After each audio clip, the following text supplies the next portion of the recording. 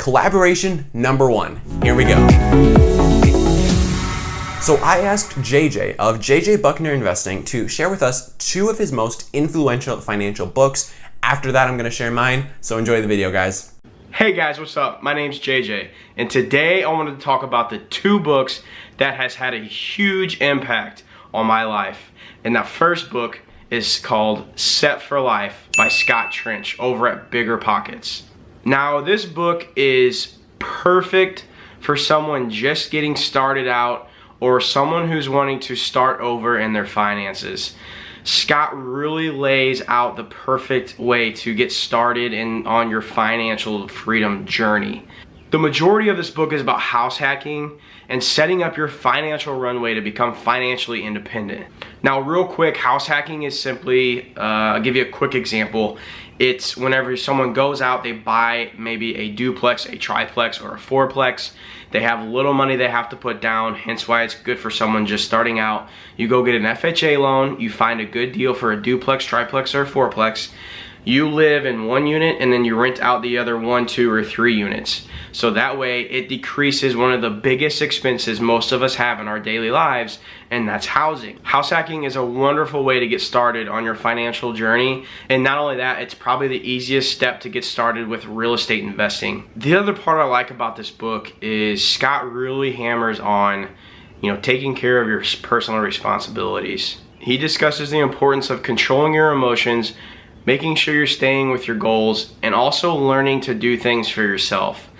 I highly recommend this book if you are, like I said, looking to get started in your financial freedom journey, or you want to make a complete 180 and start over from where you're at. You could be 30, 40, 50 years old.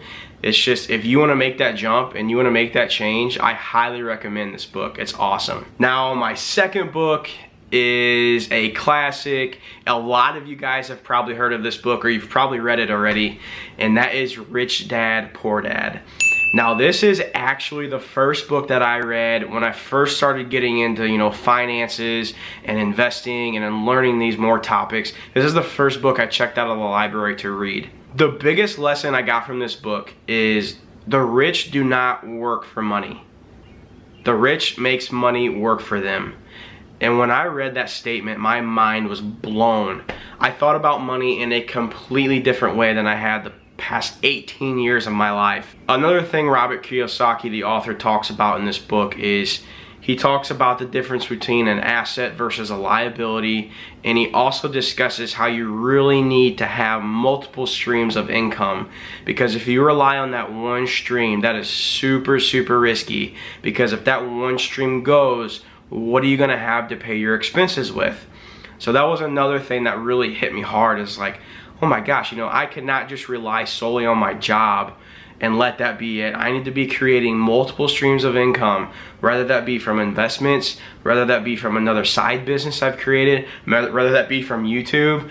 Anyways, like I said, Rich Dad, Poor Dad is the first book that I really read about investing and finances, and it literally changed my whole outlook on life and how I look at my money. So I highly recommend this book if you guys have not read this book already. It's one of my favorites. Thank you very much, JJ. I'm really with you on Rich Dad, Poor Dad. I got my trusty copy that I got right here from the thrift store. It was actually one of my first financial book as well.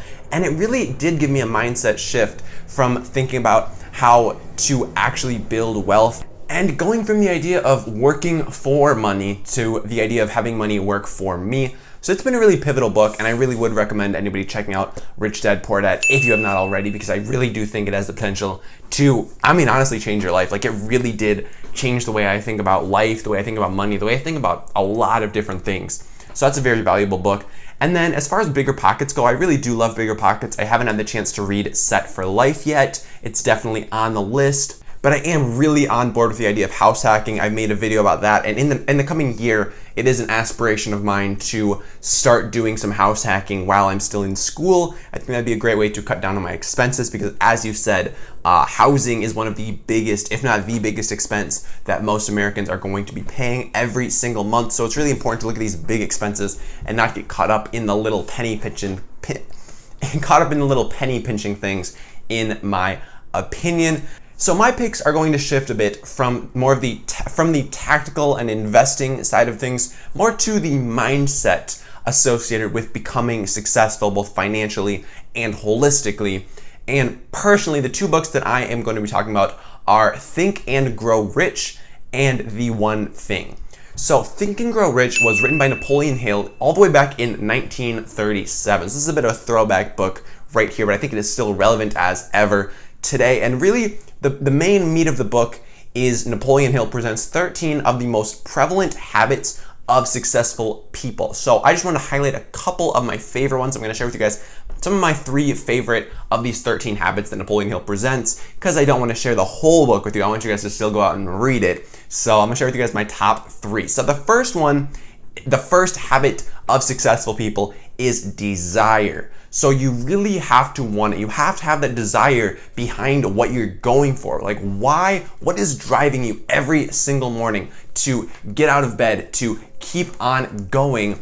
And what do you even want in the first place? So you have to know what it is you want. You have to know where you're going, and you have to have a driving force behind you if you ever want to get there. Because a goal without a plan is just a dream. And dreams don't lead to anything except for regret, because you never acted on that dream, because you never had a plan to go anywhere. So you're just gonna be sitting there. You're never gonna take action if you don't have a plan, if you don't have that driving force behind you to get to where you want to be. So what gets you out of bed every morning and excited to do whatever it is you do? You gotta find that, and you gotta hone in on that and make that your desire, your driving force. All right, the next one is resistance. So it's not about whether or not you will fail, because you will. It's about how you are going to respond to that failure and how you're gonna keep yourself going, because everybody who has ever tried anything is going to fail. If you try to create something, if you try to put something out there, you are going to fail at some point. It's inevitable. Like you can't be focusing on the fact that, okay, am I gonna fail or am I gonna succeed? No, you're going to fail, that's a given, but it's all about how you respond. It's all about how you persevere throughout these failures and how you are able to learn from them and just move beyond them. Like it's not about whether or not you're gonna fail, you're gonna fail. It's about how you respond to that, how you keep yourself going day in and day out with that desire behind you, pushing towards your goals, pushing towards that success that is just beyond the horizon. Because honestly, you know what's easy? You know what's easy to do? Come up with excuses. You know what's hard to do? To keep going, to move beyond excuses, to say, no, excuses are just bullshit. I'm not gonna deal with that. I'm gonna keep going, and I'm not going to let these excuses get in the way of why I'm not gonna do anything, or I'm gonna give up because I failed one time. Like excuses are so easy. What's hard is to keep going, is to have persistence, is to have patience, is to just keep pushing forward every single day, because you know that this has potential. You know that you are going to succeed. It's just a matter of when. All right, now the third principle I want to talk about from this book is having a mastermind. So a mastermind, all that is surrounding yourself with like-minded people. So if you want to be successful, what you got to do is look at the people you're surrounding yourself with. Are you surrounding yourself with successful people? Are you surrounding yourself with people who are where you want to be? Because if so, you're in a great spot. If you're surrounding yourself with people who are not successful, with people who are sitting in their parents' basement all day playing Call of Duty, like you have to look at the people you're surrounding yourself with, because they're gonna have a huge influence on you. I mean, there's this saying, you're the product of the 5 people you associate yourself most with. I think that's very true. And I think finding people who are where you wanna be, or who are moving in the direction that you wanna be moving in, is a very valuable thing, because that is gonna help you move in that direction as well. Now, one thing I really do believe in is that you do have to audit the people you surround yourself with. So if you're surrounding yourself with negative people all the time, like I think you do have to take steps to remove yourself, at least partially. Like you don't have to entirely cut these people out of your lives, but like think about who you're spending your time with and audit that. Like and scale down on the people that are bringing you down, and scale up on people that you think can start bringing you up, because it's really effective. It's hard, but it's really effective. So just take a look at the people you spend time around, and are they helping you get where you want, or are they just sitting at home playing Overwatch all day? Second book, The One Thing. This one's by Gary Keller, and it sort of focuses on the idea that doing less can actually lead you to accomplish more. So it's kind of similar if you've heard of the 80-20 principle, where 80% of your results come from 20% of your inputs.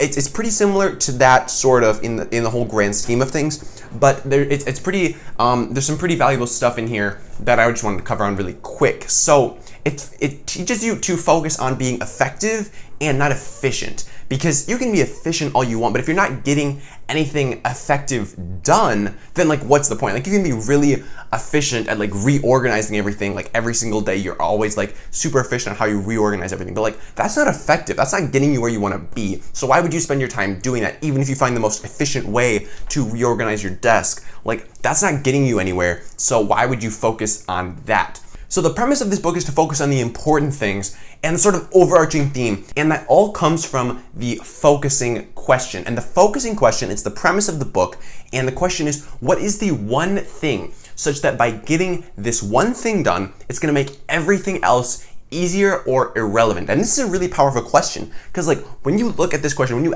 actually like think about the answer to this question, like it's powerful. Like you really have to think like, what one thing can you do that's gonna make everything else easier or irrelevant? Like that's powerful. And if you can find a good answer to that question, like think about how big of an impact that could have on you. And that is why doing like less can actually cause you to achieve more if you're doing the right things, not just doing the wrong things more efficiently. Like you gotta be effective, not just efficient. And you can really use this question in all sort of aspects of your life, like within family, within work, within your hobbies, really within anything. Like just think about like the bigger picture things that you could be doing that would make everything else fall into place.